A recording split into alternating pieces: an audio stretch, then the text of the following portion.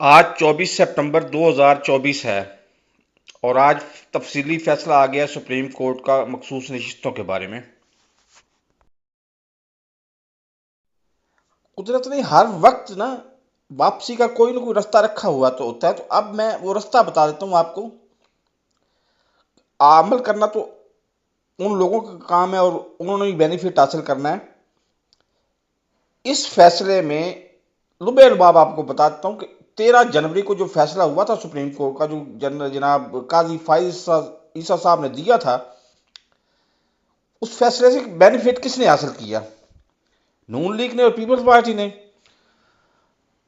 تین ملا کے تین چار فریق بن جاتے ہیں۔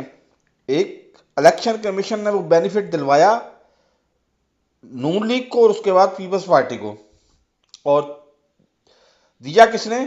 قاضی فائز عیسیٰ نے، اور بینیفٹ ملا کس کو؟ نون لیگ کو، اور درمیان میں ایک الیکشن کمیشن آ جاتا ہے۔ تو چاروں کے خلاف آرٹیکل 6 کی کارروائی ہونی چاہیے۔ یہ آپ خود کر لیں یا عوام کر لیں، عوام کرے گے تو آپ کو پتا ہے کہ اس سے کچھ زیادہ ہی ہوگا، کم نہیں ہوگا۔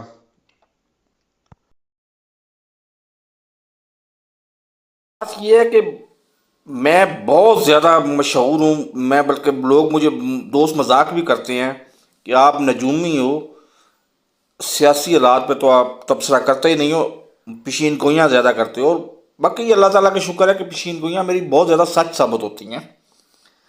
لیکن آج جس پیشین گوئی کے بارے میں بات کر رہا ہوں نا، اس پیشین گوئی کو کر کے یا اس بات کو کر کے میں خود پچھتا رہا ہوں۔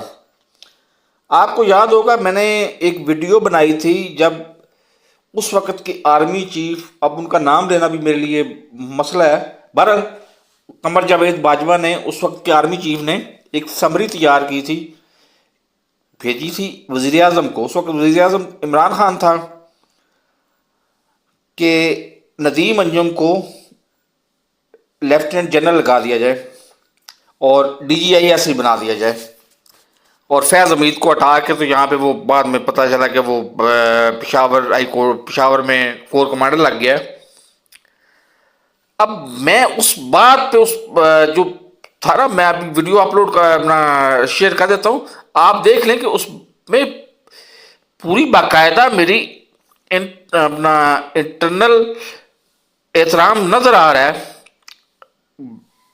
خبر کو دے رہا ہوں، 15 دن بعد عمران خان نے اس کو D G I S I نامزد کر دیا اور اپائنٹ ہو گیا وہ۔ تو خبر نشر کرتے وقت بہت زیادہ خوش تھا، اور خوشی میں اس کی زبان میں بات کر رہا ہوں اس سے۔ لیکن اتنے چھوٹے لوگ اب بہت زیادہ خبریں گردش کرتی ہیں اور کر رہی ہیں، ابھی ٹریننگ میں ہے، ٹاپ ٹریننگ میں ہے کہ اس کی بیٹی کی شادی ہوئی ہے کسی غالباً کسی آرمی کی چھوٹے آفیسر کے ساتھ، اور یہ مطالبہ کیا جا رہا ہے، اور جائز مطالبہ کیا جا رہا ہے کہ تم اپنے بیٹی کے کمرے میں بھی کیمرہ لگا دو، خفیہ کیمرہ لگا دو، پتہ چلے کہ تمہاری سواگرات کس طرح سے منائی گئی۔ اب وہی خبر جاسم جٹھا صاحب نے، کینیڈا میں وہ ہوتے ہیں، ڈاکٹر ہیں اور کسی حد تک میرے جاننے والے بھی ہیں، انہوں نے ٹویٹر پہ شیئر کر دی خبر، تبصرہ نہیں کیا، خبر کی ہے۔ اس کا نگد رزلٹ یہ ملا کہ جاسم چٹھا کے چھوٹے بھائی کو اور باپ کو اٹھایا گیا اور اس کے اوپر انسانیت سوز تشدد کیا گیا۔ اس موقع پہ میں ریکویسٹ کرتا ہوں عالمی تنظیموں سے کہ why do you don't take action? جب جاسم چٹھا، ڈاکٹر جاسم چٹھا کو اس کی مرضی، اس کے مطلب اطمینان کے مطابق اس کو انصاف مل جاتا ہے، تو میں سمجھوں گا کہ پاکستان میں رول آف لا پرویل کرنا شروع ہو گیا ہے۔ ورنہ پھر عوام نے تو رول آف لا پہ عمل کرنا ہی ہے، وہ کریں گے کچھ زیادہ ہو جائے گا، اس معاملے میں کچھ زیادہ ہو جائے گا۔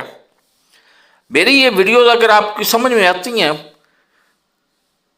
تو آپ اس چینل کو سبسکرائب بھی کریں اور واچ ٹائم زیادہ سے زیادہ مجھے دیں۔ اللہ حافظ۔